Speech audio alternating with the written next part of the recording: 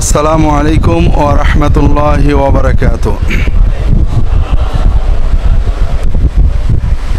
ইন্নাল হামদালিল্লাহ নাহমাদুহু ওয়া নাস্তাঈনুহু ওয়া নাস্তাগফিরুহু ওয়া নাউযু বিল্লাহি মিন শুরুরি আনফুসিনা ওয়া মিন সাইয়্যাতি আ'মালিনা।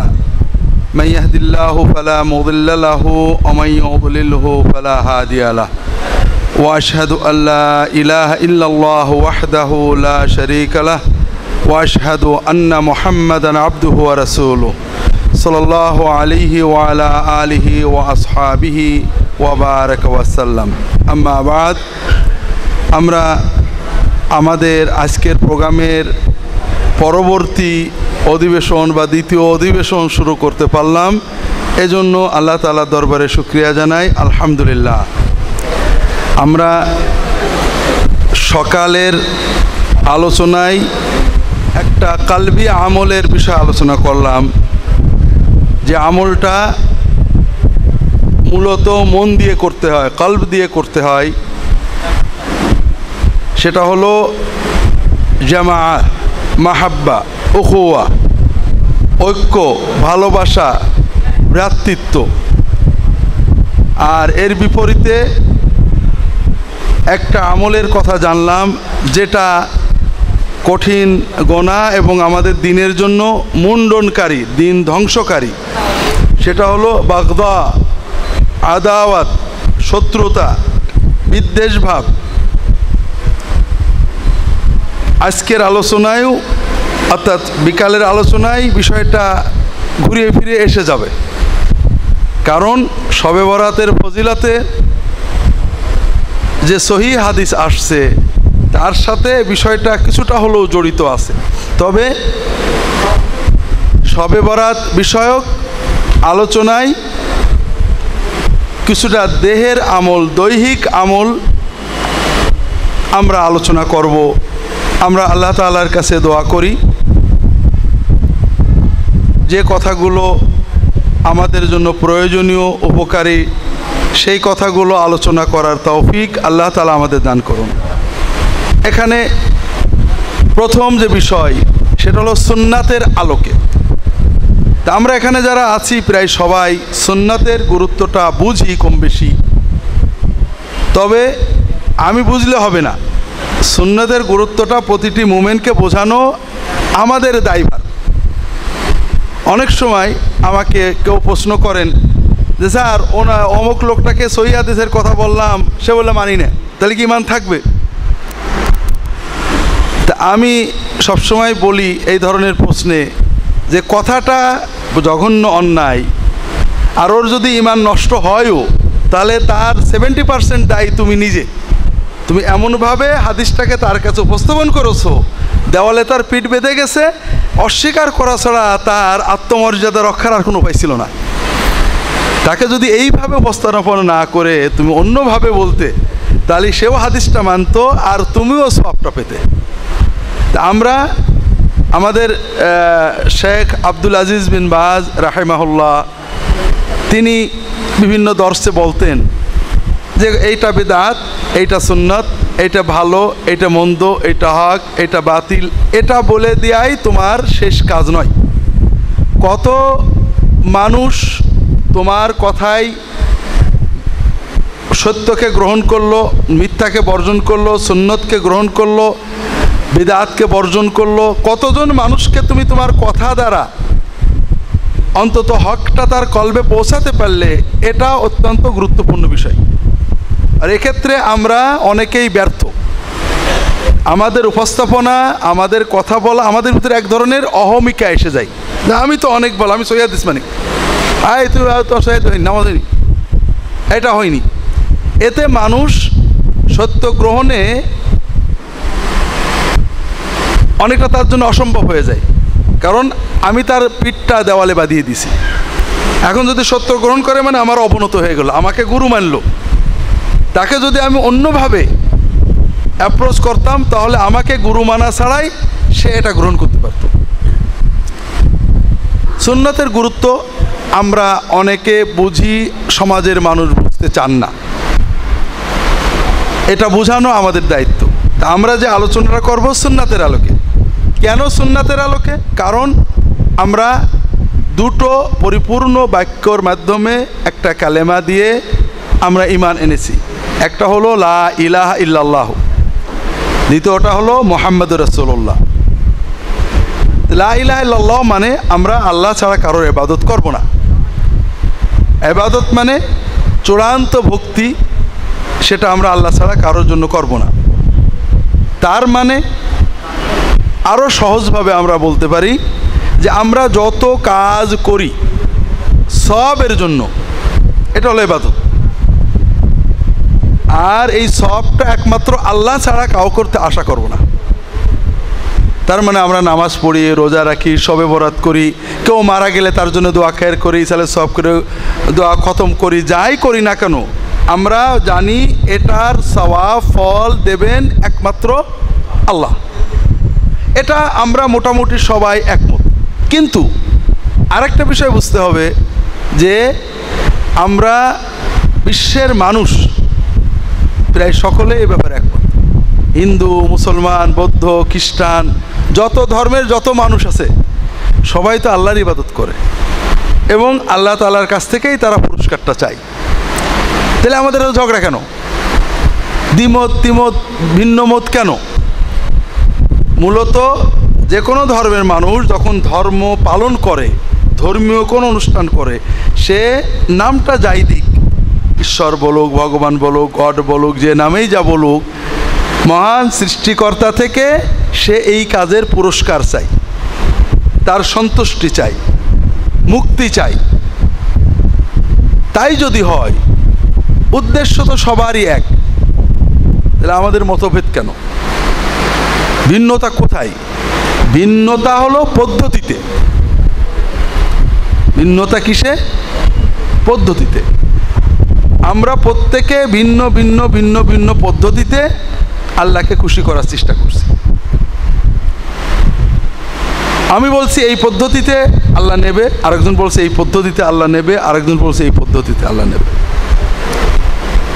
আর এজন্যই ঈমানের দ্বিতীয় অংশ মুহাম্মদুর রাসূলুল্লাহ, অর্থাৎ আমরা ঘোষণা করলাম আমরা ইবাদত আল্লাহ ছাড়া কাউকে করব না। আমরা ইবাদত নামক যত কাজ আছে সব কিছু আল্লাহকে খুশি করতে, আল্লাহ তাআলার কাছ থেকে সওয়াব নেওয়ার জন্যই করব। কিন্তু কিভাবে করব? কোন পদ্ধতিতে ইবাদত করলে আল্লাহ তাআলা খুশি হবেন, কবুল করবেন, সওয়াবটা দিবেন, এটা আমরা জানবো কিভাবে? আর এজন্য আমরা বলি মুহাম্মদুর রাসূলুল্লাহ, অর্থাৎ রাসূলুল্লাহ সাল্লাল্লাহু আলাইহি ওয়াসাল্লাম আল্লাহ তাআলার কাছ থেকে ওহীর মাধ্যমে শিখে যে পদ্ধতিটা আমাদের শিখিয়েছেন, আমরা সেই পদ্ধতির বাইরে কিছু করব না। তো ঈমানের দাবি হলো আল্লাহ ছাড়া কোনো মাবুদ নেই এবং মুহাম্মদ সাল্লাল্লাহু আলাইহি ওয়াসাল্লাম ছাড়া কোনো মুর্শিদ, হাদি বা ইবাদতের পদ্ধতি শেখানোর আর কেউ নেই। মাবুদ একমাত্র আল্লাহ তাআলা, আর মাবুদের ইবাদত শেখানোর রাহবার একমাত্র মুহাম্মদুর রাসূলুল্লাহ সাল্লাল্লাহু আলাইহি ওয়াসাল্লাম। তাহলে ইবাদত একমাত্র আল্লাহর, আর ইবাদতের তরিকা পদ্ধতিটা একমাত্র মুহাম্মদ সাল্লাল্লাহু আলাইহি ওয়াসাল্লাম। এটাই হলো ঈমান। ঈমানটা এটাই। দ্বিতীয় হলো আমরা নিজেরাও এটা জানি, আমরা সালাতের ভিতরে বসি, খাওয়ার সময় বসি, জিকিরের সময় বসি, কিন্তু বসার ভিন্নতা আছে। কেন ভিন্নতা? কারণ রাসূলুল্লাহ সাল্লাল্লাহু আলাইহি ওয়াসাল্লাম ভিন্ন ভিন্নভাবে বসেছেন। আমরা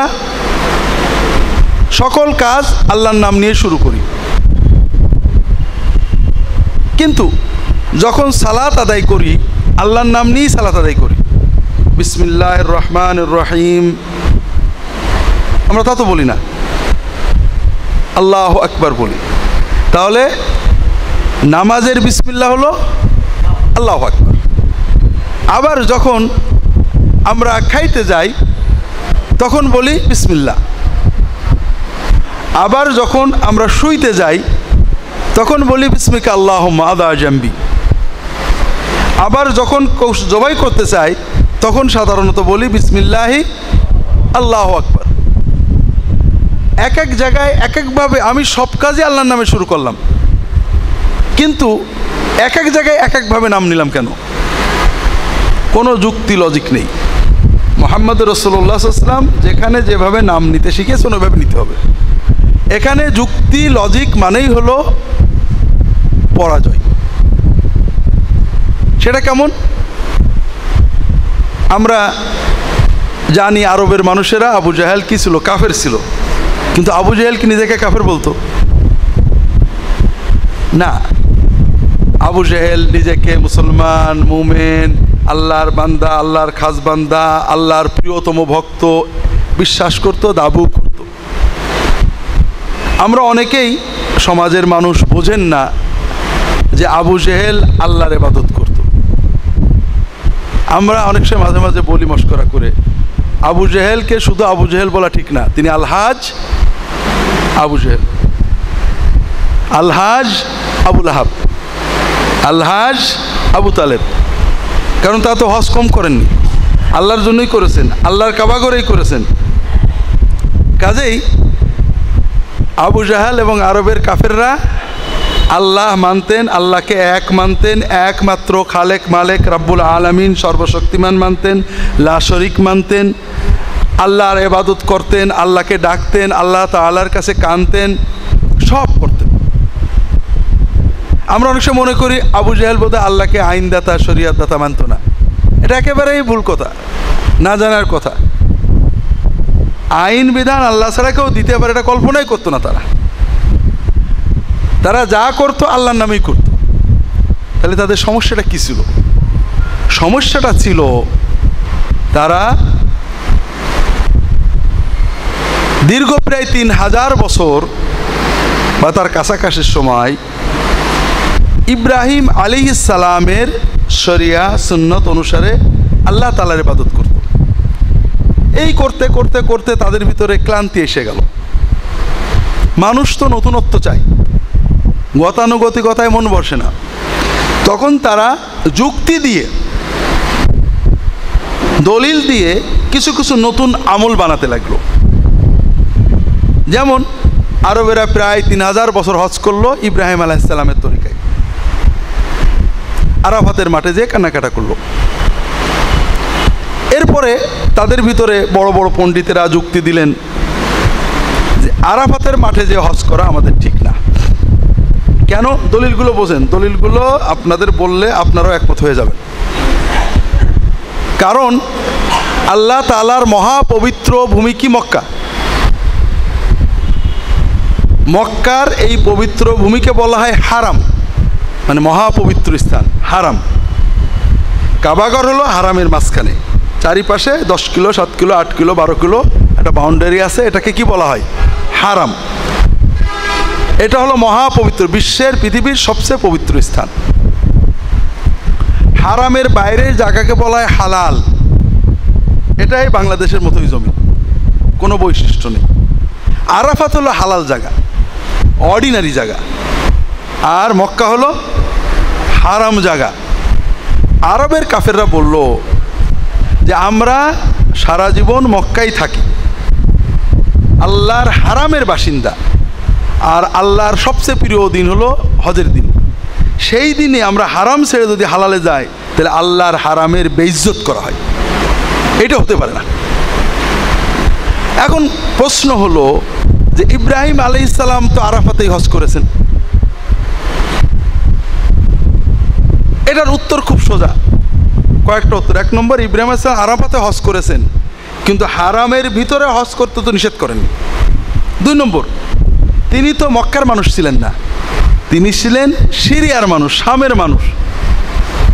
তিনি তো বাইরে করবেনই, হালালের মানুষ হালালে করে গেছেন, কিন্তু হারামের মানুষ হালালে যেতে পারে না।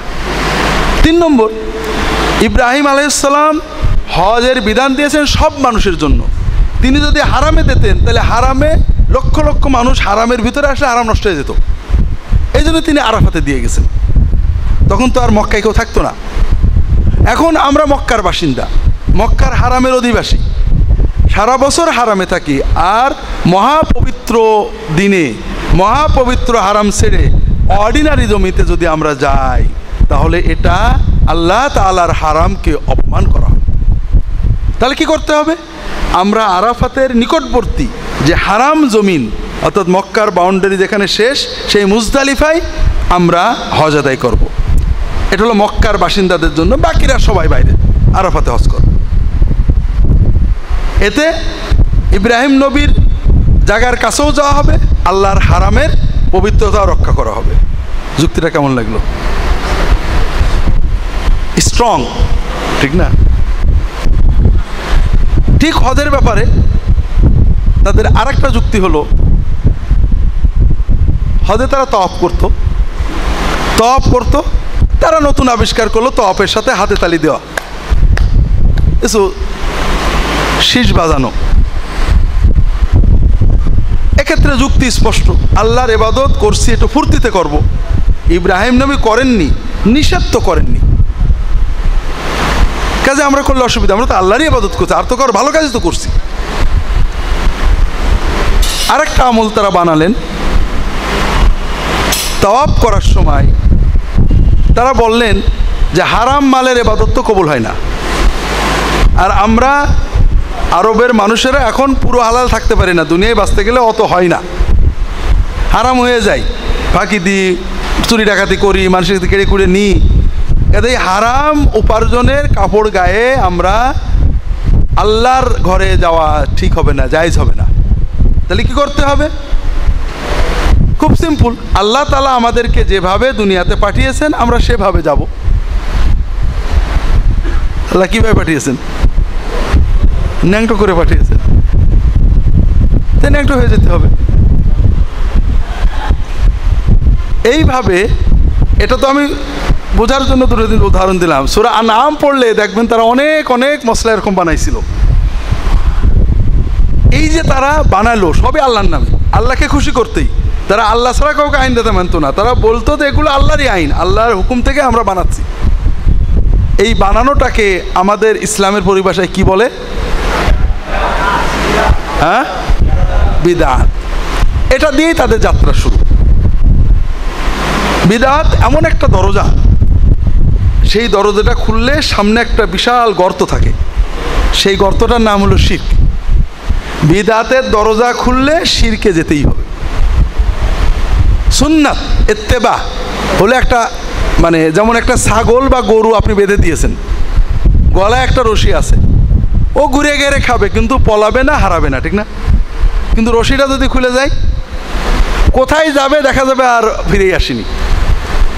তো উম্মতের রশি হলো ইত্তেবা, সুন্নত। রসুল আলাইহিস সালাতু ওয়াস সালাম যেটা করেছেন ওটা করব, যেটা করেননি করব না, অবিকল ওনার মতোই থাকবো। তাহলে শিরকে যাওয়ার কোনো ভয় আছে? সম্ভাবনাই নেই। নবীজি সাল্লাল্লাহু আলাইহি ওয়াসাল্লাম করেছেন, ওটা কখনো শিরক হবে নাকি? নবীজি যেটা করেননি করব না, যেটা করেছেন করব, এইটুকু যতক্ষণ আপনার বৃত্ত থাকবে ততক্ষণ আপনার পা পিছলানোর কোনো ভয় নেই। কিন্তু যখন আপনি বুদ্ধি বিবেক যুক্তি দিয়ে নতুন কোনো কিছু খুলবেন, তখন এই খোলার দরজা আপনাকে অনেক দূরে নিয়ে যেতে পারে। মক্কার যাদের আমরা কাফের বলি তাদের এই অবস্থাই হলো। সেটা কি? তারা কাবাঘরকে খুবই প্রচণ্ড মহব্বত করত। ভালো কাজ না খারাপ কাজ? ভালো কাজ। কাবাঘর ছেড়ে তারা দূরে যেতে রাজি হতো না। ভালো না খারাপ? কিন্তু ব্যবসা উপলক্ষে শীতকালে রেহলাতা শীতাই ওয়াসাইফ, ইয়ামানে শীতকালে, গরমকালে সিরিয়ায় তারা যেতেন, মক্কা মদিনা থেকে টাকা পয়সা নিয়ে যেতেন, সেখান থেকে মাল কিনে মক্কায় বেচতেন, পথে বিক্রি করতেন, এর মাধ্যমে আয় উপার্জন করতেন। এই যে সফরে যেতেন, কাবাঘর ছেড়ে থাকতে তাদের কষ্ট হতো। এখন তারা একটা নতুন পদ্ধতি আবিষ্কার করলেন। পদ্ধতিটা কি? যে আমরা যখন যাব তখন কাবাঘরের একটা পাথরের টুকরো সাথে করে নিয়ে যাব। কাবাঘরের স্মৃতি আমাদের সাথে থাকবে। কেউ আপত্তি করলে সহজ কথা, বেটা বেয়াদব, কাবাঘর মানিস নে, আমি তো কাবাঘরের স্মৃতি নিয়ে যাচ্ছি আল্লাহর ঘরে। এটা নিয়ে তারা সফর শুরু করলেন। এরপরে যখন কাবাঘরের মহব্বত টান পড়তো, আল্লাহর ঘরের কথা মনে হতো, তখন ওই পাথরটা রেখে তাওয়াফ করতে শুরু করলেন। কোনো যুক্তিতে এটা অন্যায় কাজ না। তারা তো বাইতুল্লাহর পাথরের তপ করছেন, মানে বাইতুল্লাহ তপ করছেন। ইব্রাহিম আলাইহিস সালাম করেননি, তার লাগেনি, কিন্তু এটা তো কোনো খারাপ কাজ না। আমি তো আল্লাহর ঘরের একটা পাথরের তপ করছি। এরপরে তারা দেখলেন ইয়ামানে সিরিয়াতে আল্লাহ তাআলার মহান মহান নবী অলিদের মূর্তি আছে। ইব্রাহিম, ইসমাইল, মুসা, ঈসা আলাইহিমুসসালাম, ইয়াগুস, ইয়াউক, সুআ, নাসর, আল্লাহর খুব বড় বড় বুজুর্গ অলি, এদের মূর্তি আছে। তারা বলল যে আল্লাহর নবী অলিদের থাকার জায়গা তো আল্লাহর ঘর, আমরা এদের মূর্তিগুলো আল্লাহর ঘরে নিয়ে রাখবো। ইব্রাহিম আলাইহিস সালাম মূর্তি পূজা করতে নিষেধ করেছেন, কিন্তু মূর্তি নবী অলিদের মূর্তি রাখতে তো নিষেধ করেনি। এটা আগের জামানার নবীদের শরীয়তে প্রতিমা পূজা নিষেধ ছিল, প্রতিমা এমনি নর্মাল বানানো নিষেধ ছিল না। তো এখন কাজে আমরা নবী অলিদের প্রতিমাগুলো, স্মৃতিচিহ্নগুলো, ভাস্কর্যগুলো যদি আমরা কাবা ঘরে রাখি, আল্লাহর ঘরে আল্লাহর নবী অলিরা থাকবে এবং আমরাও তাদের দেখে আল্লাহর ইবাদতে উৎসাহ পাবো। এভাবে তারা এনে রাখতে শুরু করলেন। এরপরে তারা এই নবী অলিদের বরকতের আশায় তাদের কাছে মানত, তাদের কাছে ধন্না দেওয়া শুরু করলেন। এরপরে এরপরে এরপরে কথা বুঝতে পারেননি? তাহলে শুরু হলো কি দিয়ে, শেষ হলো কোথায়? শিরক।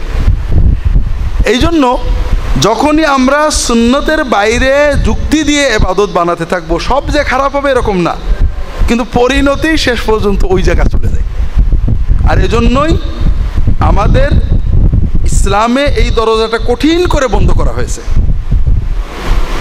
অন্যান্য ধর্মে আপনারা জানেন, খ্রিস্টান ধর্ম, তারা ঈসা আলাইহিস সালামকে প্রচণ্ড ভক্তি করে, তাকে ত্রাণকর্তা, আল্লাহ নূরের তৈরি। আমি বানিয়ে বলছি না, দ্য নাইসিন ক্রিড আপনি ইন্টারনেটে পাবেন, মানে খ্রিস্ট ধর্মের যে মূল আকিদা, লাইট অব লাইট, নূর থেকে নূর, সেম সাবস্ট্যান্স, আল্লাহ তাআলার জাতের থেকেই এসেছেন। ভক্তির কোনো কমতি নেই, কিন্তু অনুসরণের কোনো ইচ্ছা নেই। খ্রিস্টান ঈসা মাসিহকে ভক্তি করে, কিন্তু কোনো খ্রিস্টান কি এমন মনে করেন যে আমার নামাজটা ঈসা নবীর মতো হইতে হবে, আমার দাড়িটা ঈসা মসির মতো হইতে হবে, আমার ঘুমানো, খাওয়া, চলাচল ঈসা মসির মতো হইতে হবে? মনে করে নাকি মুক্তির জন্য, নাজাতের জন্য ঈসা মসির অনুকরণ করার প্রয়োজন আছে? এটা তারা বিশ্বাস করে কিনা? তারা জানে তার আমরা তিনি তো আল্লাহর জাতের অংশ, আল্লাহর নূর, লাইট অব লাইট, আল্লাহর পুত্র, আল্লাহ। আমরা তো তার অনুসরণ করতে পারবো না, তিনি তো অন্য কিছু। আমরা তার ভক্তি করব, আর অনুসরণ করার জন্য, ধর্মীয় কাজকাম শেখার জন্য ইত্তাখাযু আহবারাহুম ওয়া রুহবানাহুম আরবাবাম মিন দুনিল্লাহ, তাদের বিধিবিধান আমরা মানব। আমাদের প্রতিবেশী হিন্দু ধর্মের ভাইরা, তারা শ্রীকৃষ্ণকে প্রচণ্ড ভক্তি করেন, কিন্তু শ্রীকৃষ্ণের মতো বাঁশি বাজাতে হবে মুক্তি পাওয়ার জন্য, শ্রীকৃষ্ণের মতো লীলা করতে হবে মুক্তি পাওয়ার জন্য, এটা তারা কখনোই চিন্তা করেন না। কারণ তারা জানেন তিনি মুক্তিদাতা, তিনি অবতার, তাকে আমরা ভক্তি করব, কিন্তু তার মতো তো হইতে পারবো না, তার মতো কাম করা তো আমাদের কাম না। ইসলামে মুসলমানরা যদি এরকম রাসূলুল্লাহ সাল্লাল্লাহু আলাইহি ওয়াসাল্লাম ভক্তি করে, তার অনুসরণ ইত্তেবা না করে, মুক্তি হবে কিনা? আল্লাহ এই দরজাটা ভালো করে বন্ধ করেছেন। কুল ইন কুনতুম তুহিব্বুন আল্লাহ, তোমরা যদি আল্লাহর মহব্বত করে থাকো তাহলে নবীকেও মহব্বত করো, এটাই তো। হ্যাঁ, আল্লাহ কিন্তু এটা বলেননি। মহব্বত পৃথক ইবাদত, ভিন্ন কথা, কিন্তু আল্লাহ বলছেন তোমরা যদি আল্লাহকে মহব্বত করে থাকো, আল্লাহর জান্নাত চাও, আল্লাহর রেজামন্দি চাও, তাহলে মুহাম্মদ সাল্লাল্লাহু আলাইহি ওয়াসাল্লামের ইত্তেবা করো। ইত্তেবা মানে কিন্তু আনুগত্য না, আনুগত্য মানে কথা শোনা, আর ইত্তেবা মানে তিনি যেভাবে যেটা যতটুকু করেছেন ওইটুকু করা। এই জন্য আমাদের যেন আমরাও আগের জামানার উম্মতের মতো বেশি বুদ্ধিমান হয়ে যুক্তি টুক্তি দিয়ে দরজা খুলে না ফেলি, এজন্য একটা দরজা বন্ধ করে দিয়েছেন আল্লাহ তাআলা, যে তোমার কর্ম ইত্তেবার ভিতরে মুহাম্মদ সাল্লাল্লাহু আলাইহি ওয়াসাল্লাম যেভাবে যেটা করেছে ওইভাবে করবে। কিছু ব্যাপার আমরা সবাই বুঝি, আচ্ছা বলেন তো, টুপি মাথায় দেওয়া সুন্নত না? আমি বলবো টুপি মাথায় দেওয়া সুন্নত না। যেখানে নবী সাল্লাল্লাহু আলাইহি ওয়াসাল্লাম টুপি মাথায় দিয়েছেন সেখানে দেওয়া সুন্নত, আর যেখানে খুলে রেখেছেন সেখানে। আমি বলি বিষয়টা, কয়েক বছর আগে হজের সময় ঢাকার একজন হাজী সাহেব, টাটকা হাজী, এহরাম পরে মাথায় টুপি দিয়ে যাচ্ছেন জিদ্দা এয়ারপোর্টে। জিদ্দা এয়ারপোর্ট মানে কিন্তু এহরাম করা হয়ে গেছে। তো এক হাজী বলছে, হাজী সাহেব টুপি খোলেন, আপনার দম লাগবে তো। বলে, আপনি কি বলেন? আমি হজের আগে নিয়ত করেছি জীবনে নবীর সুন্নত ছাড়বো না। দম লাগবে? ঠিক আছে, যত লাগে দেব।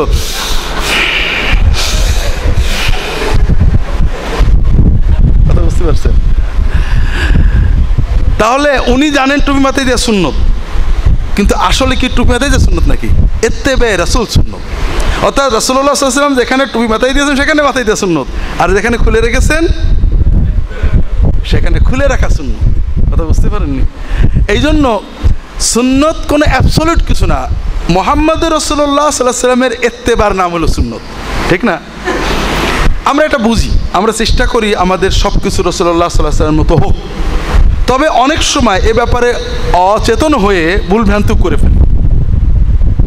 এজন্য আমি কয়েকটা উদাহরণ দিচ্ছি, কোথায় কোথায় আমরা ভুল করি, কয়েকটা ছোট ছোট উদাহরণ। ইসলামের কয়েকটা জিনিস আছে, একটা হলো সুন্নাত, একটা হলো জায়েজ, আর একটা হলো না জায়েজ। একটা সুন্নাত, একটা জায়েজ, একটা না জায়েজ। সুন্নাত আমরা বুঝি সবাই, ইত্তেবা রাসূল সাল্লাল্লাহু আলাইহি ওয়াসাল্লাম, রাসূলুল্লাহ সাল্লাল্লাহু আলাইহি ওয়াসাল্লাম যেটা করেছেন সেইটা সুন্নত। সকল ক্ষেত্রে রাসূলুল্লাহ সাল্লাল্লাহু আলাইহি ওয়াসাল্লামের অনুসরণ অনুকরণের নাম সুন্নত। হাঁটেন নবীজির মতো, এটা সুন্নত। খান নবীজি সাল্লাল্লাহু আলাইহি ওয়াসাল্লামের মতো সুন্নত। সালাত, সিয়াম, কিয়াম যা আছে। আর নাজায়েজ মানে রাসূলুল্লাহ সাল্লাল্লাহু আলাইহি ওয়াসাল্লাম যেটা করেননি এবং করতে নিষেধ করেছে সেটা কি? আর মাঝখানে কিন্তু একটা বড় জায়গা আছে যে রাসূলুল্লাহ করেন উনি, নিষেধও করেননি। এটা জায়েজ, এটা নাজায়েজও না, সুন্নতও না। এটা কি? আমরা প্রয়োজনে করতে পারবো, দুনিয়ার প্রয়োজনে, জাগতিক প্রয়োজনে, কিন্তু এইটাতে কোনো সওয়াব হবে না। কেমন? রাসূলুল্লাহ সাল্লাল্লাহু আলাইহি ওয়াসাল্লাম খেয়েছেন, কোনোদিন জীবনে ভাত খাননি, কখনোই খাননি ভাত। তিনি রুটি খেয়েছেন, জব গমের বিভিন্ন জিনিস খেয়েছেন, ফল খেয়েছেন, পনির খেয়েছেন, ভাত খাননি। আমরা কি খাই? ভাত খাই। এটা কি নাজেজ কিনা? নাজেজ না। এটা আমরা জীবন ধারণের প্রয়োজনে খাই। আমরা জানি রাসূলুল্লাহ সাল্লাল্লাহু আলাইহি ওয়াসাল্লামের মতো রুটি বা খেজুর খেয়ে থাকতে আমরা পারি না, আশা হয়, কিন্তু আমাদের অভ্যাসে কুলোই না। আমরা ভাত খাওয়াকে ইবাদত মনে করি না, খাদ্য গ্রহণের ইবাদত সুন্নত। রাসূলুল্লাহ সাল্লাল্লাহু আলাইহি ওয়াসাল্লাম যেটা খেয়েছেন আমরা পারি না তাই খাই।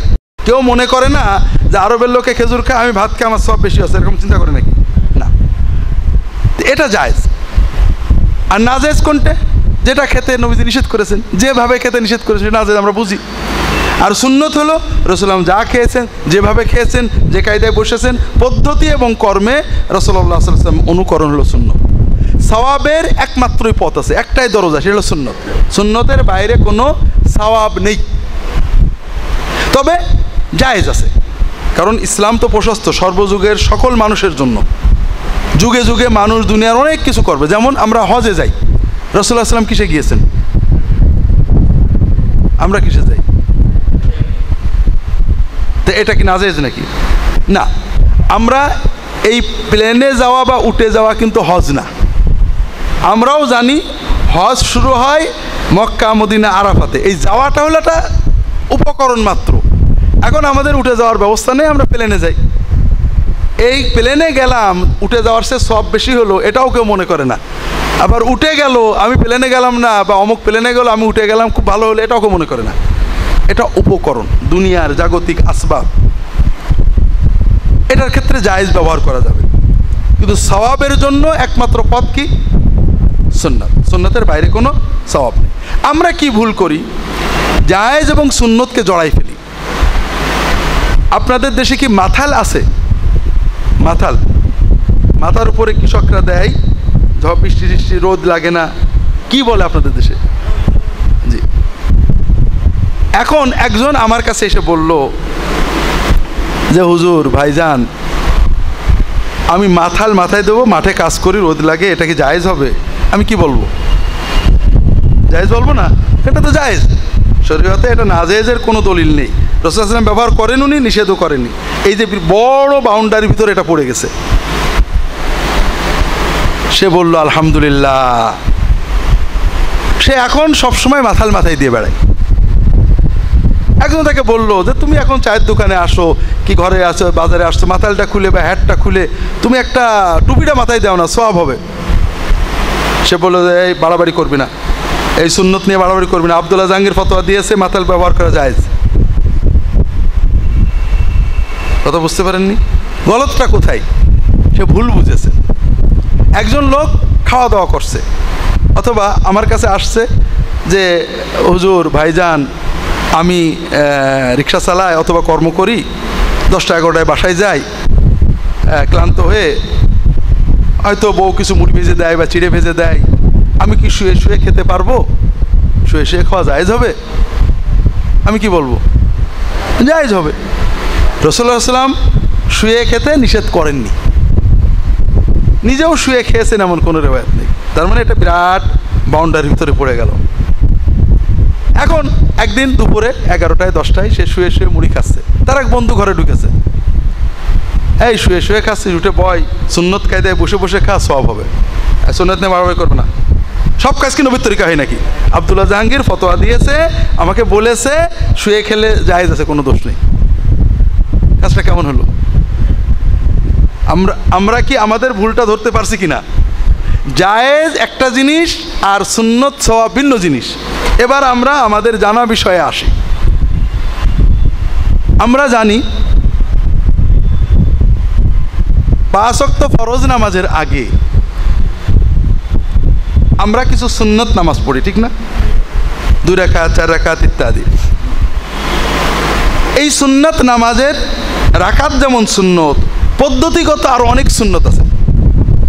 যেমন রাসূলুল্লাহ সাল্লাল্লাহু আলাইহি ওয়াসাল্লাম এই সুন্নাতগুলো ঘরে বা কর্মস্থলে পড়তেন। মসজিদে পড়া জায়েজ, কোনো দোষ নেই। মসজিদে কখনো কখনো সাহাবীরা পড়েছেন, কোনো আপত্তি নেই। কেউ যদি মসজিদে এই 2 রাকাত বা 4 রাকাত নামাজ পড়ে, তাহলে 2 বা 4 রাকাত নামাজের সওয়াব সে পাবে।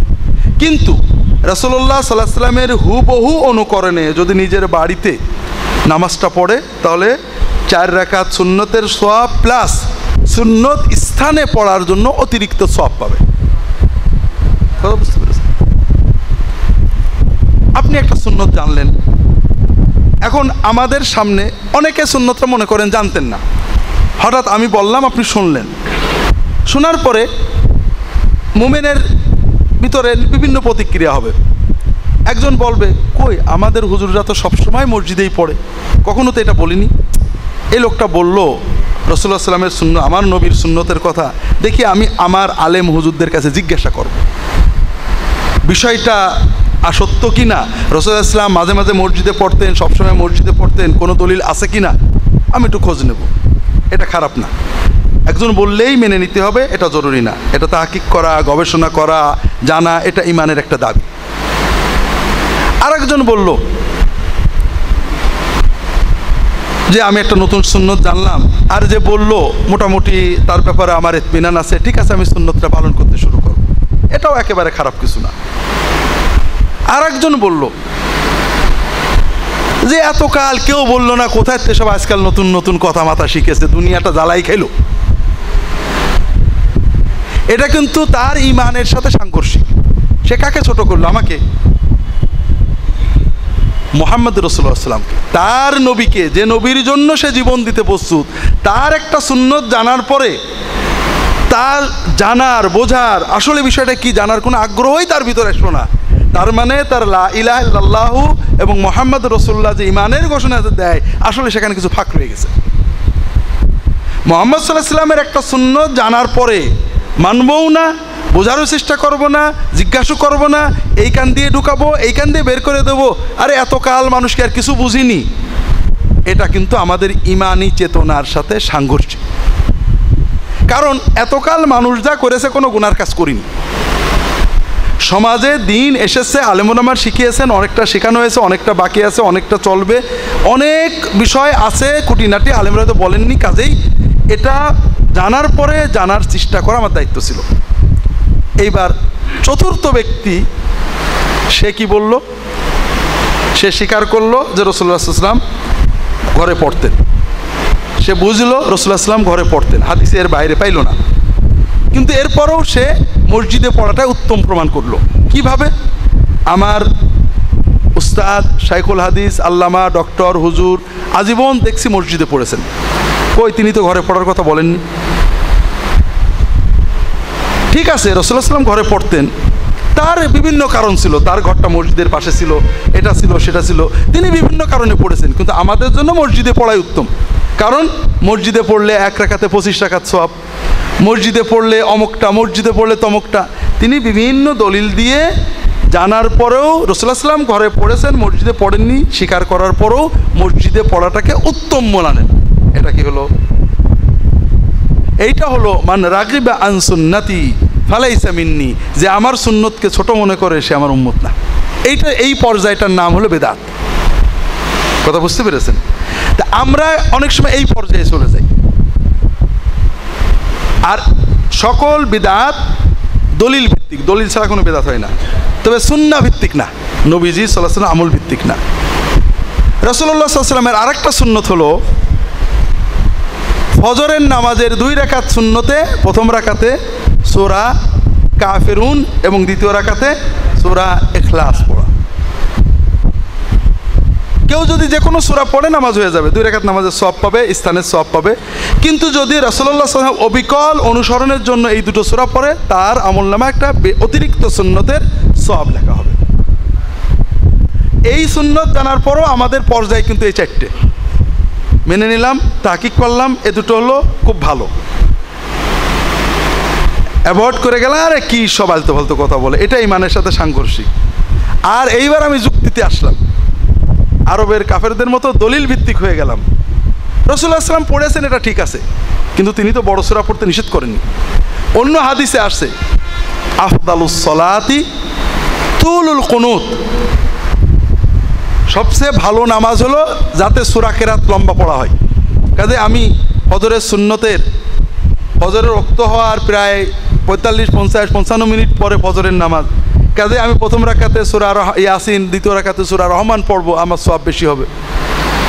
নানান যুক্তি দিয়ে, হাদিস দিয়ে, দলিল দিয়ে, আল্লাহর কোরআন যতটা অক্ষর পড়া যায় তত বেশি সওয়াব হবে, নানান দলিল দিয়ে রাসূলুল্লাহ সাল্লাল্লাহু আলাইহি ওয়াসাল্লামের আমলটাকে ছোট করে ব্যতিক্রমটাকে সে উত্তম মনে করার চেষ্টা করলো, দাবি করলো, বিশ্বাস করলো।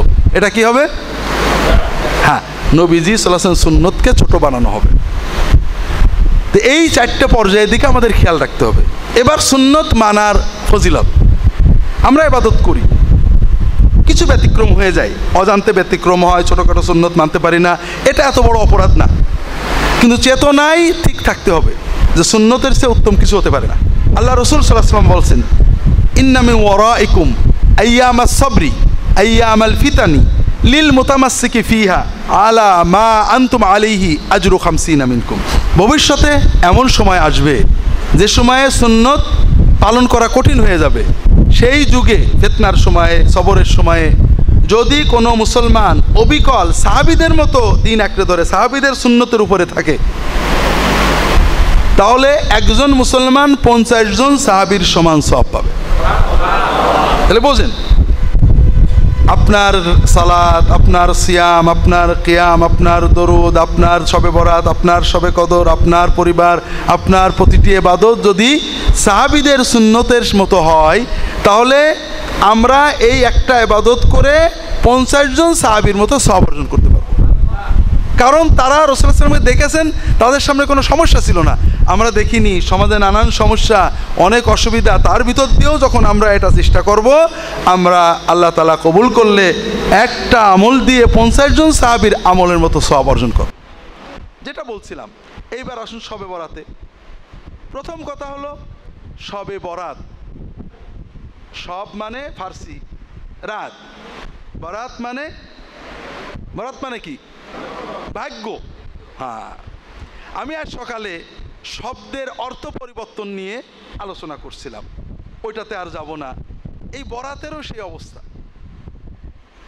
আরবিতে বারাআত মানে হলো ভাগ্য না, মুক্তি, বিমুক্তি, বিচ্ছিন্নতা, দায় মুক্তি হওয়া। বারাআত মানে আরবিতে কি? দায় মুক্ত হওয়া, দায় মুক্তি পাওয়া, বিচ্ছিন্ন হওয়া, মুক্ত হওয়া, বিমুক্ত হওয়া। আর বাংলায় বরাত মানে কি? ভাগ্য। এই জন্য আমরা শবে বরাত অথবা লাইলাতুল বরাত বললেও মনে করি ভাগ্য রজনী, কিন্তু আরবিতে লাইলাতুল বারাত মানে মুক্তি রজনী। এবং লাইলাতুল বারাত বা শবে বরাত কোনোটাই সুন্নত শব্দ না, শব্দটা আমি আপত্তি করছি না, কিন্তু এই একটা জিনিসের একটা সুন্নত নাম আছে, রাসূলুল্লাহ সাল্লাল্লাহু আলাইহি ওয়াসাল্লাম নাম রেখেছেন, সেই নামটা উত্তম না আমরা যেটা রাখছি সেটা উত্তম? যেমন লাইলাতুল কদরের নাম লাইলাতুল কদর আল্লাহ কোরআনে বলেছেন, হাদিসেও আসছে। লাইলাতুল বারাআতের যেটা সুন্নত নাম হাদিসে আসছে, সাহাবীদের যুগে, তাবেঈনদের যুগে, আমাদের ইমামদের সময়ে ছিল, সেটার নাম হলো লাইলাতুন নিসফে মিন শাবান, মধ্য শাবানের রাত। তা আমাদের সামনে দুটো নাম আছে, একটা হলো লাইলাতুল বারাত, একটা লাইলাতুন নিসফে মিন শাবান। শবে বরাত, মধ্য শাবানের রাত, দুটোই নাম, কোনো দোষ নেই, নাম যেটা ইচ্ছা রাখা যায়। আর লাইলাতুন নিসফে মিন শাবানের যে ফজিলত আমরা সহি পড়ব, এটা দ্বারা মুক্তি প্রমাণ হয়। কিন্তু আমরা কোন নামটা বললে ভালো হয়?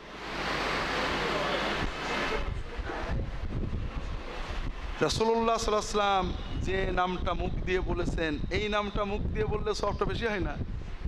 এখন আমাদের ভিতরে আবেগ আসতে পারে যে লাইলাতুল বারাত বললে যে একটা তাজিম হয়, এটা তো লাইলাতুন নিসফে মিন শাবান হলো না। অথবা যুগে যুগে বুজুর্গরা লাইলাতুল বারাত বলেছেন, আমরা সেটা কেন উল্টাবো? এখানে প্রশ্ন হলো মর্যাদা, তাজিম, ভক্তি, এটার মানদণ্ড, সর্বোত্তম মানদণ্ড কে? মুহাম্মদ রাসূলুল্লাহ সাল্লাল্লাহু আলাইহি ওয়াসাল্লাম, আসহাবে রাসূল সাল্লাল্লাহু আলাইহি ওয়াসাল্লাম। কাজেই আমরা লাইলাতুল বারাত বললেও দোষ নেই, লাইলাতুন নিসফে মিন শাবান বললেও দোষ নেই, কিন্তু দোষ হলো ওইখানে যে লাইলাতুন নিসফে মিন শাবান বলাটাকে আমরা বেয়াদবি মনে করব, নবীজি সাল্লাল্লাহু আলাইহি ওয়াসাল্লাম সাহাবীদের ব্যবহারটাকে একটু অবমাননাকর মনে করব, এটা কিন্তু সুন্নতকে ছোট করা হলো। ওই যেটা আগেই বলেছি, চতুর্থ পর্যায়। এখন এই রাতের ফজিলত সহিহ হাদিসে 8-9 সাহাবী থেকে বর্ণিত, বিভিন্ন সনদে বর্ণিত সহিহ হাদিসে এই রাতের ফজিলত প্রমাণিত। সেটা কি? রাসূলুল্লাহ সাল্লাল্লাহু আলাইহি ওয়াসাল্লাম বলছেন, ইন্নাল্লাহা ইয়াত্তালিউ ফি লাইলাতিন নিসফি মিন শাবান ইলা ইবাদিহি ফায়াগফিরু লিজামিই খালকিহি ইল্লা লিমুশরিকিন আও মুশাহিন। আল্লাহ তাআলা মধ্য শাবানের রাত্রিতে তার সকল সৃষ্টিকুলের প্রতি দৃষ্টিপাত করেন, তখন তিনি 2 শ্রেণীর মানুষ ছাড়া সবাইকে ক্ষমা করে দেন, যাদের ভিতরে শিরক আছে এবং যাদের অন্তরে বিদ্বেষ আছে। শিরক যুক্ত এবং হিংসা বিদ্বেষ যুক্ত মানুষগুলো বাদ দিয়ে বাকি সকল মানুষকে আল্লাহ তাআলা এই রাত্রিতে মাফ করে দেন। এই হাদিসটা সনদগতভাবে সহিহ। মুহাদ্দিসিনে কেরাম বিভিন্ন হাদিস পর্যালোচনা করে এটাকে সহিহ বলেছেন। কাজেই এই রাত্রিতে যদি কেউ ঘুমিয়েও থাকে, গল্প গুজবেও থাকে, তার অন্তরে শিরিক না থাকে এবং হিংসা বিদ্বেষ না থাকে, তাহলে সে এই সাধারণ ক্ষমাটা পেয়ে যাবে। আর যদি এই রাত্রিতে ইবাদত বন্দেগীও করি কিন্তু হৃদয়ে শিরক থাকে অথবা হিংসা বিদ্বেষ থাকে, তাহলে এই রাত্রের ক্ষমা আমরা পাবো না। এখানে জটিলতা হলো বাংলাদেশের মানুষ খুব ভালো, আল্লাহর দিন পালনেও অগ্রগামী, কিন্তু বাংলাদেশের মানুষদের জন্য শিরক বর্জন করা কঠিন, খুবই কঠিন, আর হিংসা বিদ্বেষ বর্জন করা অসম্ভব। কাজেই শবে বরাতের ফজিলত পাওয়াটা আমাদের জন্য বেশ কঠিন কাজ। লম্বা চওড়া করা যাবে না, মাগরিবের সময় এসে গেল, কথায় কথা কেটে যাবে। কয়েকটা বিষয় আপনাদের দৃষ্টি আকর্ষণ করে শবে বরাতের অন্যান্য বিষয়ে যাওয়ার চেষ্টা করব। আমার একটা বই আছে শবে বরাতের উপরে, কোরআন সুন্নাহর আলোকে শবে বরাত ফজিলত ও আমল, বইটা আপনারা চাইলে পড়তে পারেন। শবে বরাত বিষয়ে আগেই বলি যে লাইলাতুন নিসফি মিন শাবান হলো মাসনুন শব্দ। এই রাতের বিষয়ে ওলামায়ে কেরাম বিভিন্ন কথা বলেছেন, তবে এই রাতের ফজিলত, এই রাতে আল্লাহ মাফ করেন, এটা সহি। এই রাতে আমল করার ক্ষেত্রে তেমন কোনো সহি হাদিস নেই, তবে এই রাত্রে দোয়া কবুল হয়। এই হাদিসগুলো সামগ্রিক বিচারে জয়ীফ হলেও পালনযোগ্য, কিন্তু আমরা কয়েকটা ভুল করি এখানে।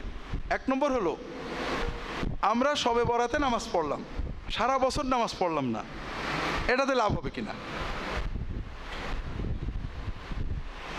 এখন যদি কেউ মনে করে আল্লাহ তাআলা দুনিয়ার মানুষদের মতো, আসলে আমি মনে করেন আপনাদের একজন এমপি ইলেকশনে পাশ করেছে, আপনি তার বিরুদ্ধে ছিলেন, এখন পাশ টাশ করে গেছে, কিছু কাজ দরকার, যে খুব প্রশংসা করলেন যে ভাই অথবা মামা বা স্যার, আমি আমার পরিবার সবাই আপনার ভক্ত, আপনার জন্য কত খাটছি ভোটের সময়।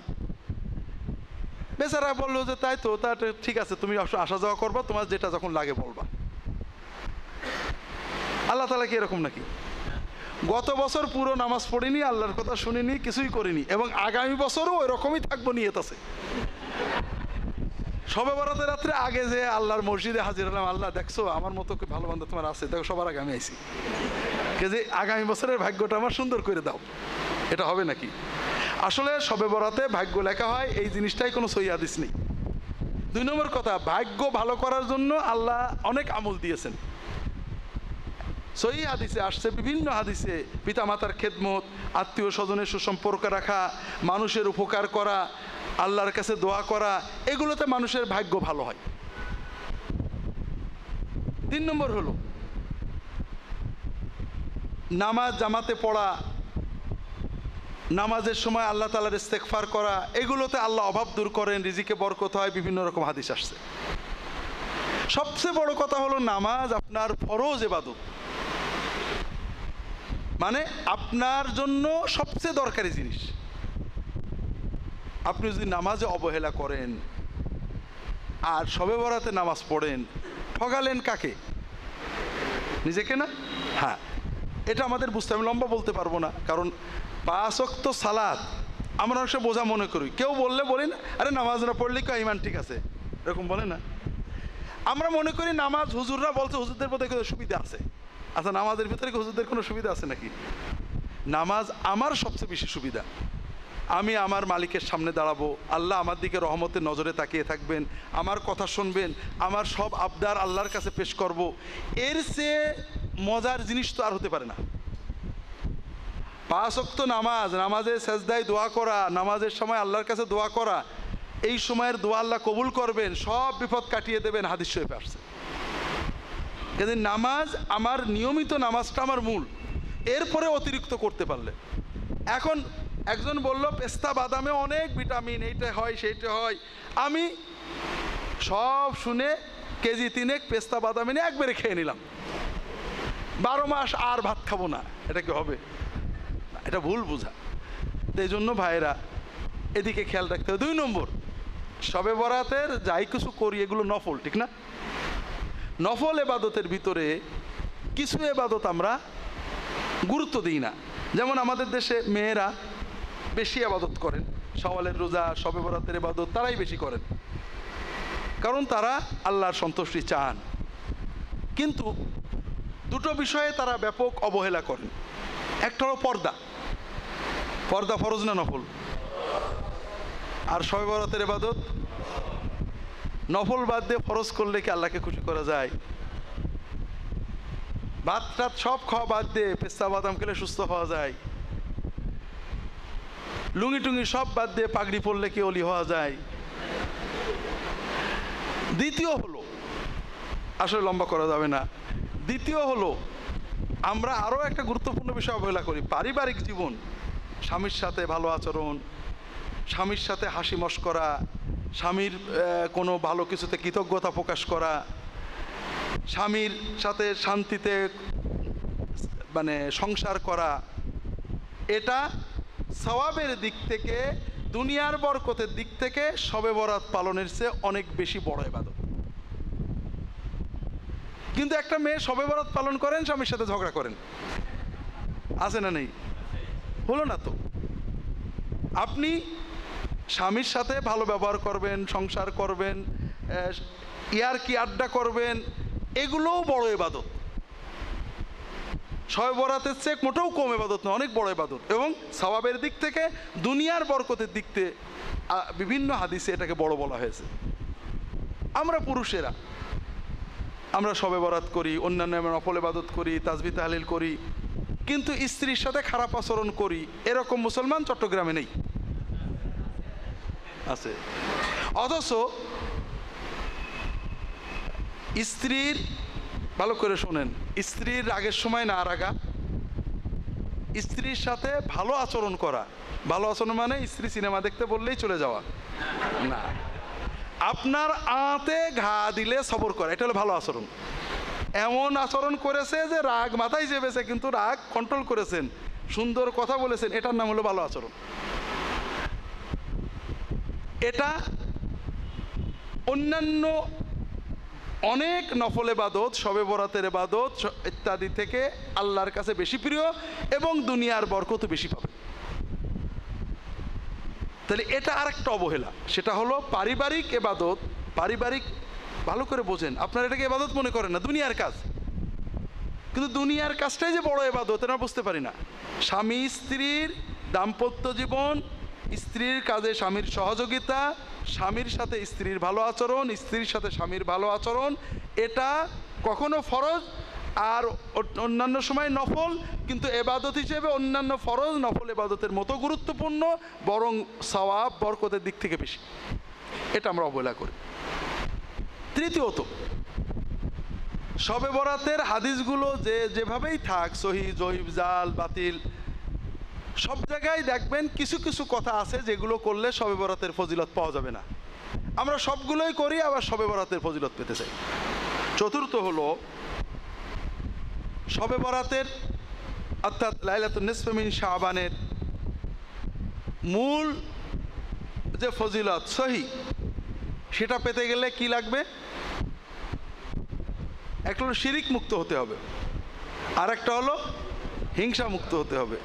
শিরিক মুক্ত হওয়া আমাদের জন্য খুব কঠিন। কেন কঠিন? আমরা সকালে যেহেতু আলোচনা করেছি, এখন আর করব না। আমাদের ভিতরে আল্লাহর মহব্বতেই একটা ধারণা, আমরা আল্লাহর গুনাহগার বান্দা, আল্লাহ বোধহয় আমার কথা শুনবে না, এই চিন্তায় আল্লাহর কাছে কথা বলার জন্য আমরা মধ্যস্থ খুঁজি। শেখার জন্য মধ্যস্থ লাগে, যেখানে মধ্যস্থ লাগে সেটা লাগে। যেমন মা সাথে মার হক কি, মার আদব কি, বিররুল ওয়ালিদাইন, পিতামাতার অধিকার, পিতামাতার প্রতি কর্তব্য, এগুলো শেখার জন্য উস্তাদ লাগে, লাগে না? কিন্তু মায়ের কাছে দুধ চাইতে, মাফ চাইতে, আদর চাইতে মধ্যস্থ লাগে নাকি? না। এই জন্য আল্লাহর দিন বোঝার জন্য, শেখার জন্য, কিভাবে ডাকবো, কোন কায়দায় রাখবো, কোনভাবে ইবাদত করবো, কিসে আল্লাহ বেশি খুশি হবেন, শেখার জন্য উপকরণ লাগে, মাধ্যম লাগে, মধ্যস্থ লাগে। কিন্তু আল্লাহ তাআলার প্রতিটি বান্দাই তার আপন, এই অনুভূতি ঝেড়ে ফেলে দিতে হবে যে আমি গুনাহগার, আল্লাহ বোধহয় আমার কথা শুনবে না।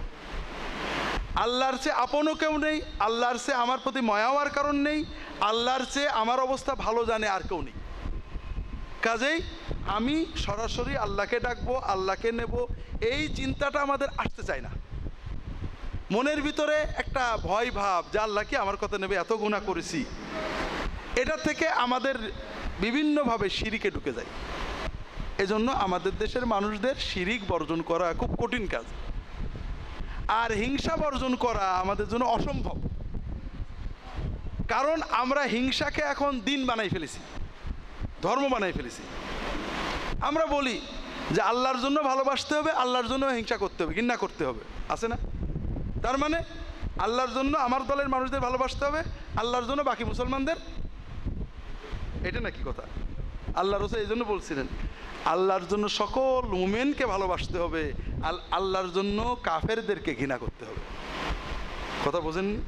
আমরা কাফেরদের ঘৃণা করার হাদিস আয়াতগুলোকে মুমিনদের উপর লাগাই দিচ্ছি। আপনি যখন মুমিনকে ঘৃণা করেন, হিংসা করেন, বিদ্বেষ করেন, তার মানে তার নামাজ, তার ঈমান, মুমিনের সবচেয়ে বড় ইবাদত কি?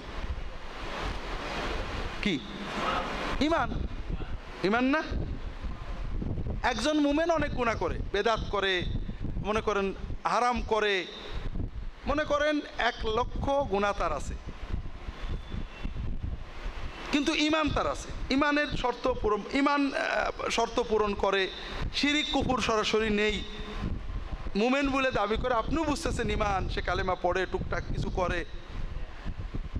এই যে ঈমান এক পাল্লায় যদি রাখা হয় আর বেদাত থেকে শুরু করে বিভিন্ন পাপ আর এক পাল্লায় লেখা হয়, ওজন কোনটা ভারী হবে? কিন্তু আপনি তো সেই ওজনে মাপেন না। একজন নামাজও পড়ে, রোজাও রাখে, দাড়িও হয়তো রেখেছে, কিন্তু একটা ছোট্ট বিষয়ে আপনার মতভেদ করে, আপনি তাকে কাফেরের চেয়েও বেশি ঘৃণা করেন। কাফেরের সাথে মিশতে পারেন, কিন্তু ওই মুমিনের সাথে আপনি মিশতে পারেন না। আছে না নেই? তাহলে এই যে আমাদের হালত হয়ে গিয়েছে, মুমিনের প্রতি, মুসলমানের প্রতি বিদ্বেষ ভাব, এটা দূর করা আমাদের জন্য অসম্ভব। এবং মজা হলো এটা দিনদারদের ভিতরে বেশি, যারা ফাসেক ফাজের তাদের ভিতরে এটা কম। সাবিনা ইয়াসমিন একবার ক্যান্সার হয়ে সিঙ্গাপুরে চিকিৎসায় গেছিলেন, তখন বিভিন্ন গায়করা গান গেয়ে গেয়ে টাকা তুলে তুলে তার চিকিৎসায় পাঠাইছিলেন। আপনার কি মনে আছে? হ্যাঁ। মনে করেন এখন আমাদের দেশে আমরা মুসলমানদের অনেক দল আছে, কোনো এক দলের একজন ভালো বড় প্রসিদ্ধ আলেম, আলে হাদিসদের, হানাফিদের, কওমিদের, তবলিগের, অন্যদের অসুস্থ হয়ে ক্যান্সার হয়ে সিঙ্গাপুরে গেল, অন্যান্য দলের আলেম উলামারা টাকা তুলে পাঠাবে তো না? বলবে মরুক তাড়াতাড়ি। তো ভাই, এর থেকে কি আমরা বাঁচতে পারবো? আমার তো মনে হয় না। লা হাওলা ওয়ালা কুওয়াতা ইল্লা বিল্লাহ। তো এই জন্য আমার অনুরোধ হলো ভাইয়েরা, আমরা ভালোবাসার মানদণ্ড বানাই কোরআন এবং রাসূলুল্লাহ সাল্লাল্লাহু আলাইহি ওয়াসাল্লামকে। একটা মানুষ কোরআন মানে, ঈমান আছে, ইসলামের কথা বলে, রাসূলুল্লাহ সাল্লাল্লাহু আলাইহি ওয়াসাল্লামের দিনটাকে মানার চেষ্টা করে, আমি লম্বা বলতে পারছি না, সে আমার প্রিয়, তার ভিতরে ভুল আছে। আমি যদি বলি যে আল্লাহ অমক লোক তোমার নবীর পরে আকীদা খারাপ করেছে, বেদাত করেছে, এটা করেছে, সেটা করেছে, নবীর দুশমন, আল্লাহ তার ধ্বংস করে দাও, আল্লাহ তার সত্য, এইটা ভালো না যে আল্লাহ অমক লোকটা তোমার নবীর উম্মত, তোমার বান্দা, তোমার কালেমা পড়েছে, কিন্তু আল্লাহ ভুল করে, আল্লাহ তুমি আমাকেও হেদায়েত করো, তাকেও হেদায়েত করো, আমার ইবাদত কবুল করো, তার ইবাদত কবুল, আমারটা মাফ করো, তারটা মাফ করো। আল্লাহ তোমার নবীর সব উম্মত যারা মহব্বত নিয়ে তোমার নবীর উপর ঈমান এনেছে, সবাইকে আল্লাহ তুমি হেদায়েত করে জান্নাত নসিব করে দাও। কোনটা ভালো বলেন? হ্যাঁ, তো এরকম যদি প্র্যাকটিস করতে পারেন, বিশেষ করে যে সকল আলেম দিনদার মানুষের প্রতি মনের ভিতরে শত্রুতা ভাব আছে, দূর করে দেবেন। শত্রুতা ভাব দূর করা মানে তার মত গ্রহণ করা না, আপনি যেটাকে হক মনে করেন তার উপরে থাকবেন, কিন্তু দিনের আলেম, দিনদার, দায়ী মানুষদের সবাইকে ভালোবাসবেন, ভুল ভ্রান্তির জন্য পারলে তাকে বলবেন, নাইলে তার হেদায়েতের জন্য আল্লাহর কাছে দোয়া করবেন। কথা কি বুঝতে পারছেন? এভাবে প্র্যাকটিস করলে হয়তোবা আমাদের অন্তরের এই বিদ্বেষগুলো যেতে পারে। সবচেয়ে বড় কঠিন কথা ভাইরা, আমি মনে করেন আমি দাড়িটা রেখেছি সুন্নত সহি হাদিস মতো, কনফার্ম। আপনার দাড়িটা সহি হাদিস মতো না, এটা আমি কনফার্ম, কিন্তু আমার দাড়িটা আল্লাহ কবুল করেছে নাকি এটা পেশাদার দাড়ি ইমামতির জন্য রাখছি, নাকি আল্লাহ কোনো কারণে আমার দাড়িটা কবুল করেনি, এটাকে আমি জানি। যে লোকটার দাড়িটা সুন্নত মতো না, অথবা সে দাড়ি রাখেইনি, গুনাহ করছে, ওই লোকটা যে মরার আগে আমার সে ভালো আমল করে দাড়ি রেখে মরবে না, এটাকে আমি জানি। জান্নাতে কিয়ামতের দিন ওই লোকটা আমার আগে জান্নাতে যাবে না পরে যাবে, আমি কি জানি? তাহলে কিসের অহংকার, কিসের হিংসা ভাইরা? আমি বরং বলবো, আল্লাহ তুমি আমাকে সহি সুন্নত পালন করার তৌফিক দিয়েছো, তোমার দয়া আল্লাহ কবুল করো। আমার অমুক ভাই, তমুক ভাই, অমুক দরে বিভিন্ন মানুষ আল্লাহ তোমার নবীর উম্মত হয়েছে, সহি মানতে পারছে না, সহি আকীদা পাচ্ছে না, সহি আমল পাচ্ছে না, আল্লাহ তুমি তাদের সবাইকে, তোমার নবীর উম্মতকে কিয়ামতের দিন তুমি জাহান্নামে দিয়ে তোমার নবীকে বেইজ্জত করো না, সবাইকে জান্নাতের মতো আমল করে জান্নাতে যাওয়ার ব্যবস্থা করে দাও। এটা বলা যেত না? আল্লাহ দোয়া কবুল করুক না করুক, আমার কি হতো? আমার লাভ হতো। আমি নবীর জন্য ভালোবাসছি, আমার অন্তরে প্রশস্ততা আসতো, নবীর মহব্বত অন্তরে আসতো, আমি সোয়াব পেতাম, আমার অন্তর থেকে বিদ্বেষ চলে যেত। বিদ্বেষ দুনিয়ার কারণেও আসে।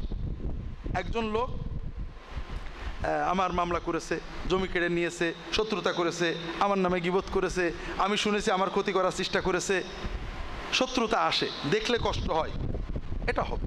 এক্ষেত্রে বিদ্বেষ দূর করা খুবই দরকার।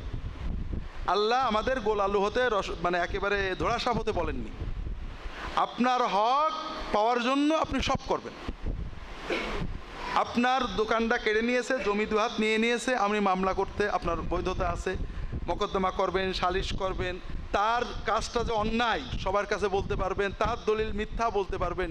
কিন্তু আপনার হকের বাইরে তার বিরুদ্ধে গীবত করা, তার অমঙ্গল কামনা করা, তার ক্ষতি কামনা করা, এগুলো সব হারাম।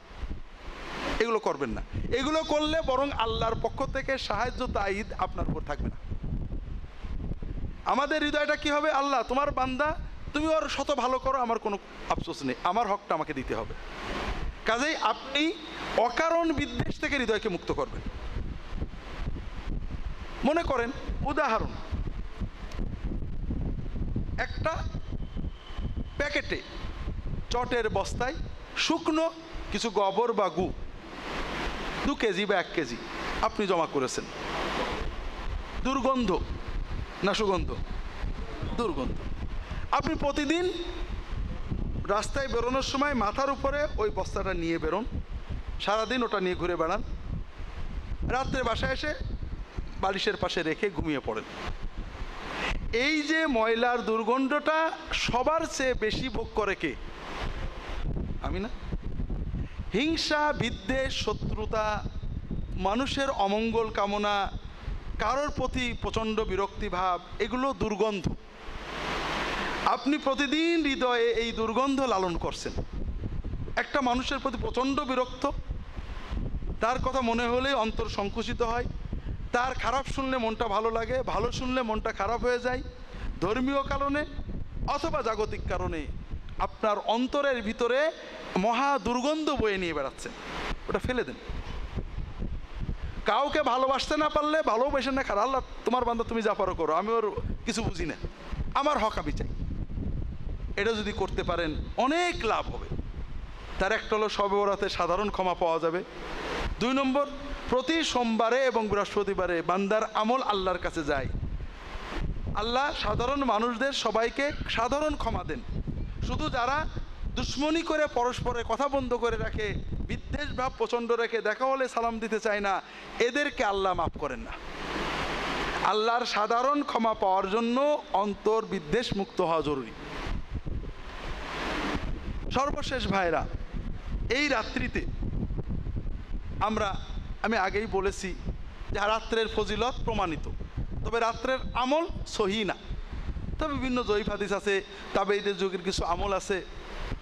এই রাত্রিতে আমরা আমল করলে, যদি কেউ করেন, সেটা 2 বা 3টে। একটা হলো দোয়া করা, দোয়া কবুল হওয়ার বিষয়ে কিছু দুর্বল হাদিস আছে। আরেকটা হলো মাইয়াতদের জন্য দোয়া করা বা জিয়ারত করা। আর একটা হলো কিছু সালাত আদায় করা। আর এ সব কিছু হতে হবে এনফেরাদি, একাকী। রাসূলুল্লাহ সাল্লাল্লাহু আলাইহি ওয়াসাল্লাম এই কাজগুলো অন্য সাহাবীদের নিয়ে করেননি, একা করেছেন। যতটুকু সহি বা জয়ীফ যাই থাক না কেন, একা করেছেন না দলবদ্ধভাবে? একা। কাজেই ফুকাহারা সবাই লিখেছেন এই রাত্রিতে দলবদ্ধ হওয়া, মসজিদে সবাই মিলে একত্রিত ইবাদত করা, এটা মাকরু এবং বেদাত। কেউ হারামও বলেছেন। কিন্তু মুশকিল হলো, আমরা আগেই বলেছি, এই জন্য সুন্নতের কথা অনেক গেয়ে নিয়েছি আগে। রাসূলুল্লাহ সাল্লাল্লাহু আলাইহি ওয়াসাল্লামের পদ্ধতিটাকে অনেক সময় গ্রহণ করতে কষ্ট হয়। একা ঘরে বসে করব, আল্লাহ কি শুনবো? অন্য মানুষ 40 জন মানুষের ভিতরে একজন তো আল্লাহর ওলি থাকে, আমরা দোয়া করলে কবুল করি। নানা কথা বলে আমরা আনুষ্ঠানিকতা সর্বোচ্চ হয়ে গেছি। মায়ের সাথে যখন কান্নাকাটা বলেন, মা মাফ করে দাও, চোখের পানি আসে, লোকের সামনে থাকলে অনেক লোকের সামনে আসে না, একা হলে বেশি আসে? আল্লাহর সাথে প্রেম মহব্বত একা হলে বেশি হয় ভাই। যাই করেন একাকী, যাই করেন ওটাতেই আল্লাহ খুশি হন। কারণ আপনি কান্না আসেনি, কান্নার ভান করেছেন, চোখের পানি, আল্লাহ বুক তরপাইছে, কথা বলেছেন, এটাতে ফায়দা হয়। আপনার কান্না আল্লাহ দেখবেন। ওই দলের ভিতরে ভালো মন্দ এটা আপনি বিচার করতে যেন না। বিভিন্ন যুক্তি দিয়ে সুন্নতের বাইরে যাওয়ার চেষ্টা করেন না, সুন্নতের ভিতরে থাকার চেষ্টা করতে হবে। এটা আমাদের সবারই খেয়াল রাখা দরকার। সর্বশেষ ভাইরা, শবে বরাতের রাত্রিতে আল্লাহ তাআলা দোয়া কবুল করেন। কোনো কিছুটা জয়ীফ হাদিস হলেও আসছে, আর একটা সহিহ হাদিস আসছে, দেখেন আপনাদের ভালো লাগে কি না। শবে বরাতের হাদিসটা কি? ইযা কানা লাইলাতুন নিসফি মিন শাবান নাদা ইউনাদি মুনাদিম হাল মিন সাইলিন ফাউতিয়াহু হাল মিন দাইন ফাউজিবাহু। শবে বরাতের রাত্রিতে আল্লাহর পক্ষ থেকে ঘোষণা দেওয়া হয় যে কেউ দোয়া করলে কবুল করা হবে। সহিহ মুসলিম অন্যান্য কিতাবের সহিহ হাদিসে রাসূলুল্লাহ বলছেন, প্রতি রাত্রে যখন রাতের প্রথম 1/3 শেষ হয়ে যায়, 1/3 পার হয়ে যায়, অর্থাৎ রাত যখন 10টা বা 11টা বাজে, তখন আল্লাহ তাআলার রহমতের দরজাগুলো খুলে দেওয়া হয়। আল্লাহ তাআলা প্রথম আসমানে চলে আসেন। আল্লাহর পক্ষ থেকে আল্লাহ ঘোষণা দিতে থাকেন, তোমরা যে কেউ দোয়া করো আমি দোয়া কবুল করো, যে কেউ চাও আমি তোমার চাওয়া দিয়ে দেব। কথা বুঝতে পারেন? তাহলে আমরা যদি শবে বরাতে আল্লাহর কাছে চাইলাম, কিন্তু সারা বছরের চাওয়া শবে বরাতে একবারে চাওয়া যায় না, প্রতিদিনই তো নতুন নতুন আমাদের হাজত তৈরি হয় না। আমরা যদি এই অভ্যাসটা করি, সহিহ হাদিস, প্রতি রাত্রে আমরা বাঙালিরা এখন 11টা 12টার আগে কেউ ঘুমাই না, আর 1/3 10টা 10:30টাতে হয়ে যায়। আমি ঘুমানোর আগে 10টা 10:30 11টায় অজু করে 2 রাকাত 4 রাকাত সালাত আদায় করে আল্লাহর কাছে একটু কান্নাকাটা করি। আমার লাভ কি? আমার সব কথা আল্লাহকে বললাম, ইনশাআল্লাহ আল্লাহ কবুল করে নেবে। 2 নম্বর, আমি এই যে শোয়ার আগে নামাজটা পড়লাম, আমার জন্য তাহাজ্জুদের সওয়াব হয়ে যাবে। 3 নম্বর, হাদিস শরীফে আসছে রাসূলুল্লাহ সাল্লাল্লাহু আলাইহি ওয়াসাল্লাম বলছেন, ইয়া আইয়ুহান নাস তাহিরু হাদিল আশসাদ ফাইন্নাহু মা বাতা আহাদুন তাহিরান ইল্লা বাতা মাআহু মালাকুন ফিল হাফি। মানুষেরা তোমরা অজু অবস্থায় থাকবে, যদি কেউ অজু অবস্থায় ঘুমায় তখন আল্লাহ তাআলা একটা ফেরেশতা পাঠিয়ে দেন, ওই ফেরেশতা সারা রাত ওই মানুষটার কাছে ওই বিছানায় শুয়ে থাকে। ওই লোকটা ঘুমিয়ে নড়াচড়া করে, আর ওই ফেরেশতা তো ঘুমায় না, সে সারা রাত ওই লোকটার জন্য দোয়া করে। আমাদের জন্য বাংলাদেশের আবহাওয়ায় পৌষ মাঘ মাস বাদ দিলে ঘুমানোর আগে অজু করা কি আরামদায়ক না কষ্টদায়ক? আরামদায়ক। আপনি অজু করলেন, 2 রাকাত নামাজ পড়লেন, আল্লাহর কাছে কিছু কানলেন, কিছু দরুদ পড়লেন, কিছু তাসবিহ তাহলিল পড়ে আল্লাহর কাছে কানলেন, অজু অবস্থায় শুয়ে পড়লেন। আপনার লাভ হলো না লস হলো? হাত দুটো তুলে আল্লাহর কাছে বলবেন, আল্লাহ সারাদিন যা করেছি কবুল করো, অন্যায় করেছি মাফ করো, যার যার উপরে রাগ আছে হিংসা আছে আল্লাহ আমারও মাফ করো, ওদেরও মাফ করো, আল্লাহ যার অন্যায় করেছি মাফ চেয়ে নেওয়ার তৌফিক দিও। আল্লাহর কাছে ব্যথা বেদনা বলে, আল্লাহ এই কষ্ট সেই কষ্ট, সব দিনে চোখে পানি আসবে না, কিন্তু মাঝে মাঝে এসে যাবে। এটা যদি করতে পারেন, আপনার জীবনে প্রতিটি রাতই শবে বরাতে পরিণত হবে। পাশাপাশি শবে বরাত আল্লাহ তাআলা এই রাত্রিতে মাফ করেন, অনেকে ইবাদত করবেন। আবার যারা নিয়মিত তাহাজ্জুদ পড়েন তাদের তো প্রতি রাতেই ইবাদত করেই তান। আল্লাহ তাআলা সবাইকে তৌফিক দান করুন, আমিন। আল্লাহু আলাম। আল্লাহুম্মা সাল্লি আলা মুহাম্মাদ ওয়া আলা আলিহি ওয়া সাহবিহি আজমাইন। সুবহানাকা আল্লাহুম্মা ওয়া বিহামদিকা আশহাদু আল্লা ইলাহা ইল্লা আনতা আস্তাগফিরুকা ওয়া আতুবু ইলাইক।